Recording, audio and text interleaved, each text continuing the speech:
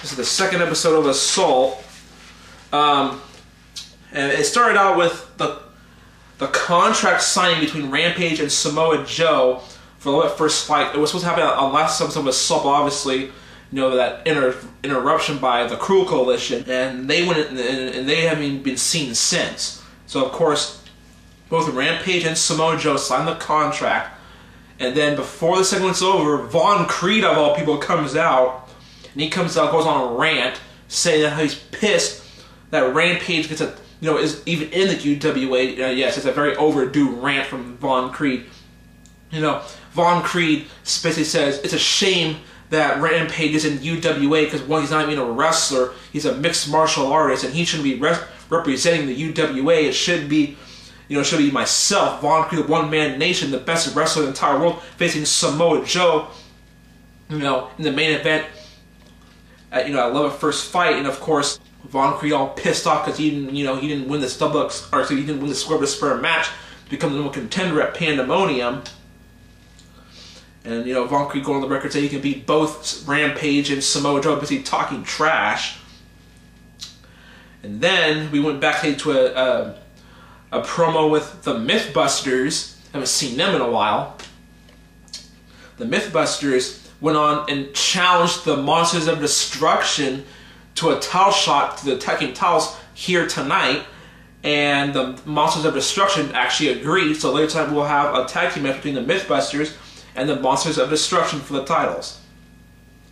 And then it's time. Then next we have the match between Planet X versus Egomen. Of course, two men who are far from strangers. I mean, who could forget the rivalry they had the earlier part of last year? And of course, this was another first round tournament match for the Unified Championship. Now, this match was a, you know, back and forth contest. I mean, these two men obviously know each other really well from last year, but in the end, Planet X won. So now Planet X will face Vicious next week. And then we went back to Regina talking to the sisters Ariano, Olivia, and Ursula, and she came up with a decision what she's going to do, you know, to face Araceli for the X Championship at Love at First Fight. And it looks like she came up with the idea that we're going to have a live voting from the live audience there in Portland on Assault next week. So yeah, she said next week, you know, she said, I cannot decide. I think both of you are equally deserving of a title shot. So we're going to let the fans next week decide who gets to face Araceli for the X Championship. No, originally I was going to have a poll online to have you people decide if you wanted Ursula or Olivia Ariano to face Araceli, but obviously since due to our hiatus, we didn't really have enough time we couldn't use our computer to make a poll. So, well, next episode of Assault, the live audience will decide who gets to be the number contender. And then Filmo made an announcement right after this that later tonight in the second qualifying match for the one-way ticket Money in the Bank ladder match at Love at First Fight, it's going to be Ross River Mitchell taking on Gene Starwind of Sex and Violence. They're going to face each other. Basically, Filmo is, you know, getting back at Sex and Violence for screwing the Gridiron Greats of the Tag Team Championships last week. So now later tonight, Ross is going to face Gene Starwind for the second spot, along with Lord Magma, for the one-way ticket Money in the Bank ladder match. Okay. Spike. Then we had Spike versus Sombrerato in the first round qualifying match. And Spike was victorious and defeated Sombrerato, despite the Suicidals getting involved. So now next week it's going to be Vampiro versus Spike in the semifinals. You know, of course, Spike is now still Underground Champion. Of course, since Vicious won by default last week against Destroyer, right now Vicious is the West Coast Champion.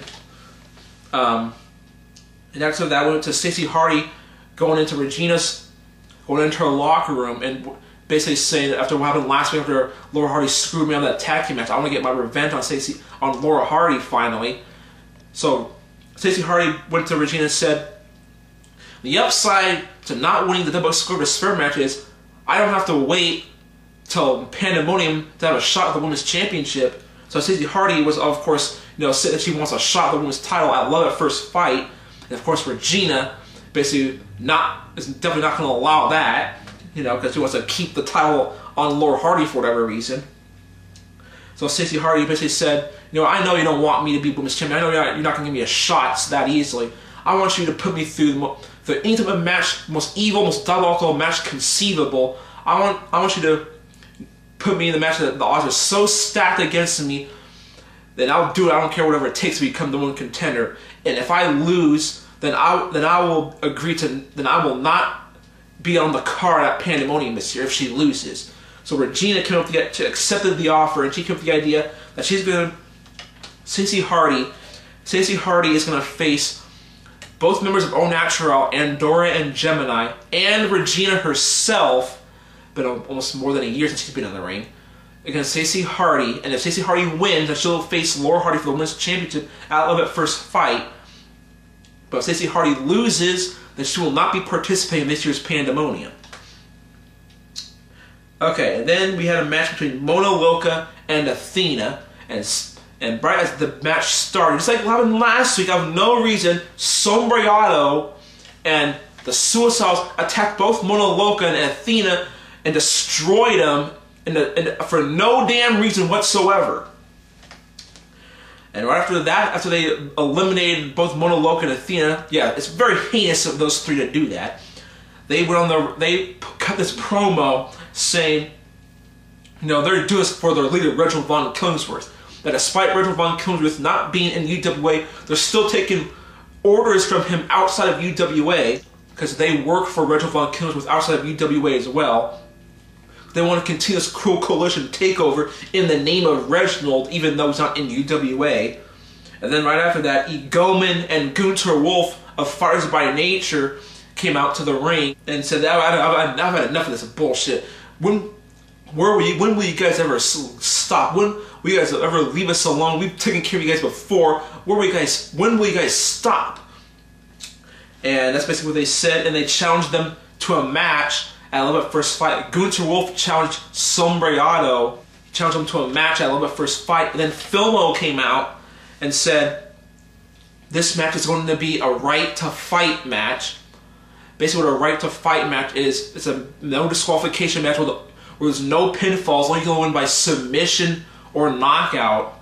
And whoever wins between Sombrero and Gunter Wolf will get the 4th spot in the one-way ticket Money in the Bank match. And also,